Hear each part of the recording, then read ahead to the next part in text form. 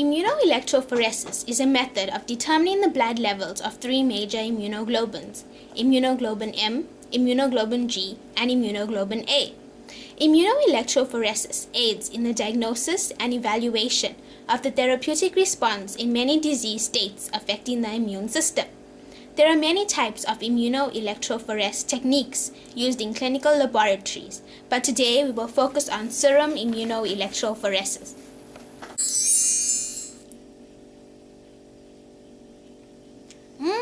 But what are immunoglobulins?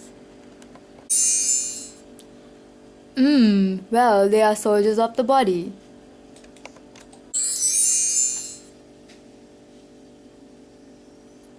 Hey Patrick, have you ever heard about a technique called immunoelectrophoresis?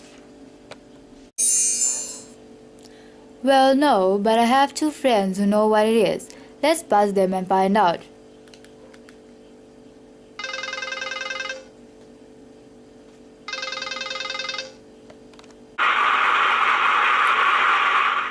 Hi, I am Sumendri.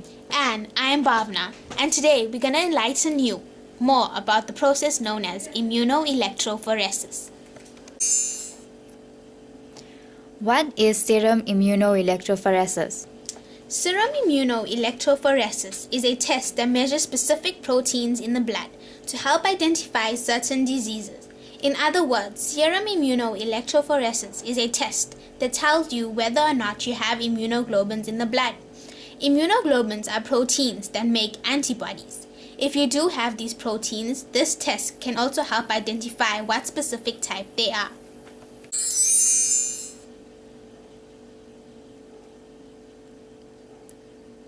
I heard that in order for serum immunoelectrophoresis to be conducted, serum is needed.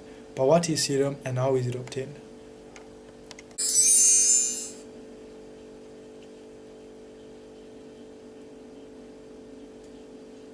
Serum is blood plasma with the blood clotting proteins removed. Serum is prepared by removing blood from the subject, allowing the blood naturally to form a blood clot, and then using a centrifuge to move the red blood cells and the blood clot. We all know serum contains proteins, but what are proteins? Proteins are substances made up of smaller building blocks called amino acids. Proteins carry a positive or a negative electrical charge, and they move in fluid when placed in an electrical field. Components of serum protein electrophoresis. The pattern of serum protein electrophoresis results depends on two major types of protein, albumin and globulins, which is found in the blood serum. Albumin, the major protein component of serum, is produced by the liver under normal physiologic conditions. Globulins comprise a much smaller fraction of the total serum protein content.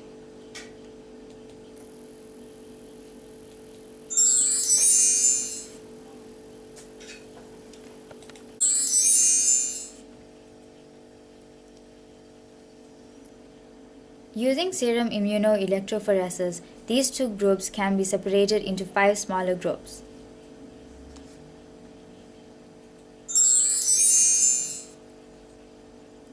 Albumin. Albumin proteins keep the blood from leaking out of the blood vessels. Alpha-1 globulin, high-density lipoprotein, the good type of cholesterol. Alpha-2 globulin, a protein called haptoglobin that binds with hemoglobin, is included in the alpha-2 globulin. Beta globulin.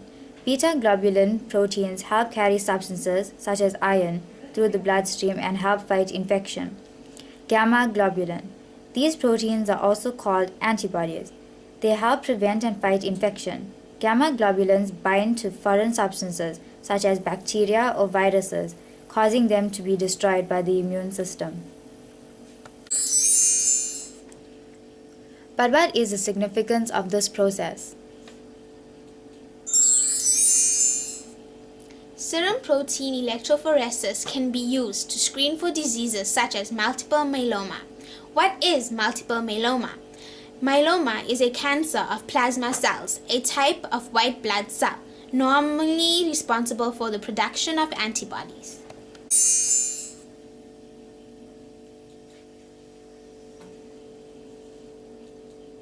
Devices required for the process are electrophoresis chamber and a high voltage supply.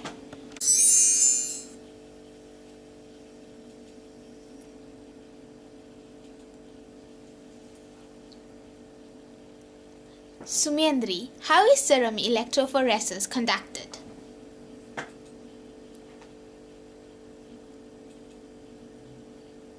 Well, Bhavna, let me demonstrate.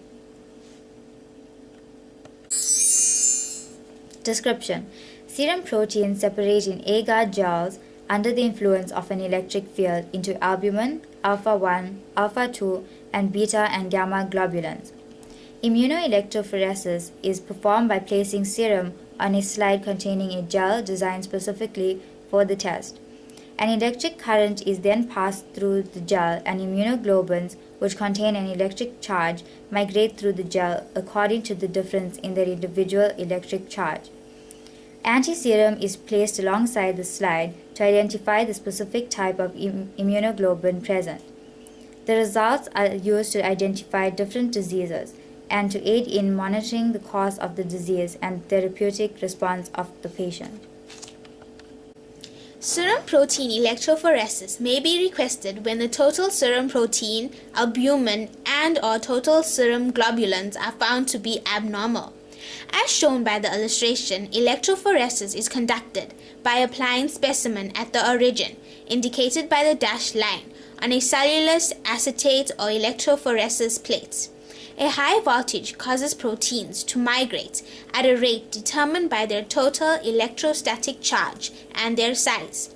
Proteins are viewed by using a dye which stains all proteins equally. Protein staining with a red dye is illustrated in the example above.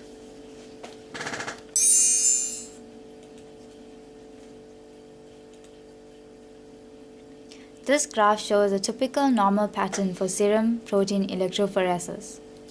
As indicated by the illustration, albumin, the largest peak, lies closest to the positive electrode. The next 5 components are labeled alpha 1, alpha 2, beta 1, beta 2, and gamma. The peaks for these components lie toward the negative electrode, with the gamma peak being closest to the electrode. The figure above shows a typical pattern for the distribution of proteins as determined by the serum protein electrophoresis.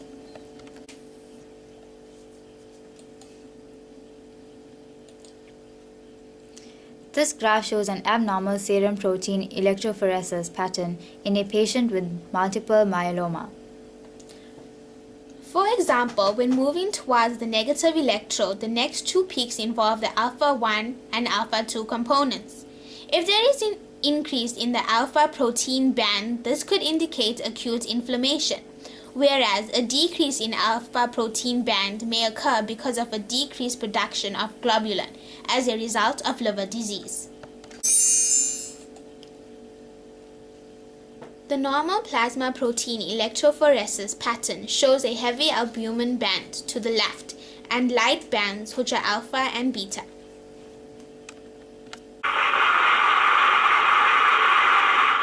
We have now come to the end of our presentation.